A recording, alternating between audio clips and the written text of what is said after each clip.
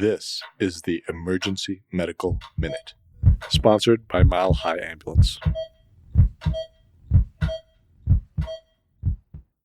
All right, guys, good morning. Was up late last night going to a labor and delivery class. My wife is pregnant and we are expecting in January. And the teacher was great, really knowledgeable. And a lot of times there were a ton of questions just about the process of delivery. And for me, there was an uncomfortable number of I don't knows or we'll get to that later. And that just makes me panic. So I went home and just did a brush up on the process of delivery, which is obviously sometimes relevant for us here in the emergency department. We'll kind of go through this as if we're delivering a baby here in the emergency department. I want you to know, just for me privately, this is my panicked thought of having to do this in my bedroom. But we will go through it. I think it's a little more relevant if we go through it as if we're doing this in the emergency department. So 3 stages of labor overall.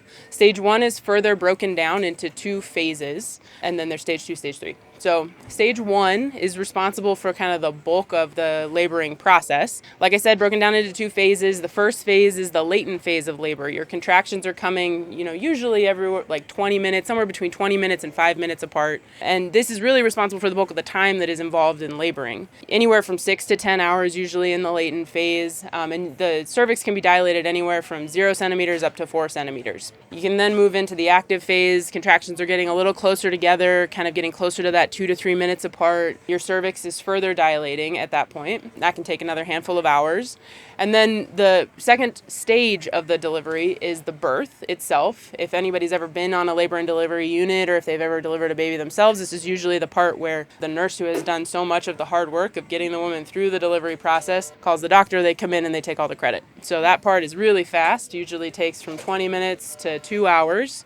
And then stage 3 is delivery of the placenta. So we're here in the emergency department. We get a call. Somebody's coming in labor. We don't know what part of their labor they're in. There's a handful of questions I'll usually ask as the patient whizzes through the emergency department. One, I want to know how far along they are. So anybody who's at least 37 weeks along, this can be considered a term delivery. If they're before that, that's preterm. So that's kind of our cutoff. How far along are you? Hopefully they know that off the top of their head. The next thing that I'll ask, do you have any known pregnancy complications? And there's one that I'm really listening for, which is placenta previa, where the placenta is sort of covering the exit chute. And patients can have a history of placenta previa. Usually as the pregnancy continues and develops, that placenta will get pulled up and out of the way of the exit chute. So I'm not so concerned that this is somebody that had a history of placenta previa, but I want to know, do you still have it? Are they planning to do a cesarean? Because if the placenta is covering the exit chute, the baby cannot come out that way.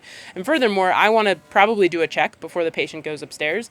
And if they have a known placenta previa, me putting my fingers up there and doing any sort of check, I could risk rupturing that and creating a big mess and more of a complication. So don't want to be involved in any of that. So I want to know, is that one of the complications that you have? If not, then I'll go ahead and do a check. And when I check for cervix, I am hoping for the exact opposite of what an OB is hoping for. So I am hoping that the cervix is long, thick, and high. We can remember from anatomy that the cervix kind of starts out as this tubular structure. And then in order to successfully deliver a baby, it has to thin out into this like wafer thin or paper thin kind of very thin structure that then dilates up to 10 centimeters to get the baby out safely. So I am hoping that the patient isn't dilated at all and that we can just safely whisk them off to labor and delivery. We'll say that's not the case for this. And so we look and the baby is actually crowning. And so we're like, shoot, we don't want this person to deliver in the elevator. So we're going to just set up for a delivery here in the emergency department. Next question I'll have is, what is the presenting part? Again, at that point, I'm hoping for the same thing that the OB is hoping for. I'm hoping that it's a head. So if we see a head and the head is coming out, most normal that you can get is that it's a left occiput anterior, meaning that the head is kind of turned slightly and that the face is pointing down towards the gurney. That's the most normal presentation. There can be slight, changes to that, but that is still, crowning, head down. That's kind of what we're all hoping for. I've had one case in residency where I thought I was going to get to do an emergency delivery. They had said that the patient was crowning. I went to do my first check and I was like, man, this head just does not feel right. And all of a sudden a foot kicked out. And what the paramedics had been feeling was the knee of the patient. And now we had one leg just sticking through the cervix. So in that case, that's a time where there's no way for me as an emergency physician. I'm not sure if there's a way for any physician, but there's certainly no way for me as an emergency physician to successfully deliver that baby.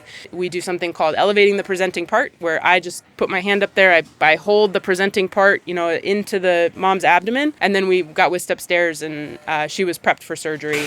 They I think somebody forgot that I was just not supposed to be there, and so they half prepped me before they were like, oh, no, wait, you can leave. Somebody else will do this for you until we get the baby out.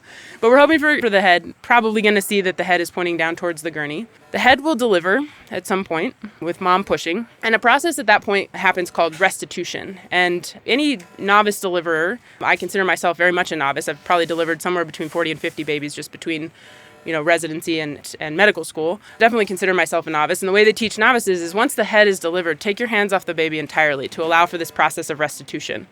It's this really creepy thing. It sort of looks like a little Chucky doll head that just sort of turns slightly. But the reason for that is that when the baby comes down and engages in the pelvis, it sort of engages with its head kind of turned one direction or the other. And so when the head comes out, it gives time for that head to kind of square with the shoulders before the delivery of the shoulders happen.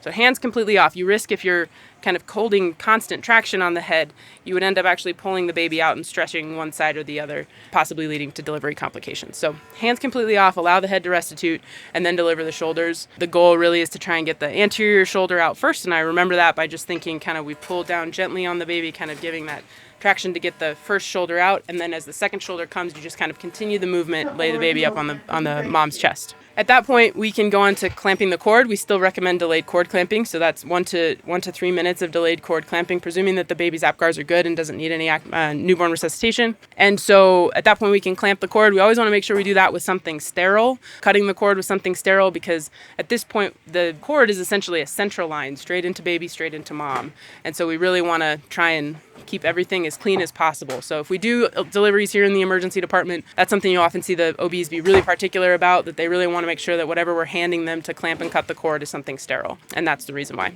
So cord is cut and clamped, baby's up on mom's chest or in the warmer, and now the last stage is to deliver the placenta. Kind of do that with gentle downward traction on the cord. You definitely want to rip or tear. You risk kind of tearing the cord away from the placenta.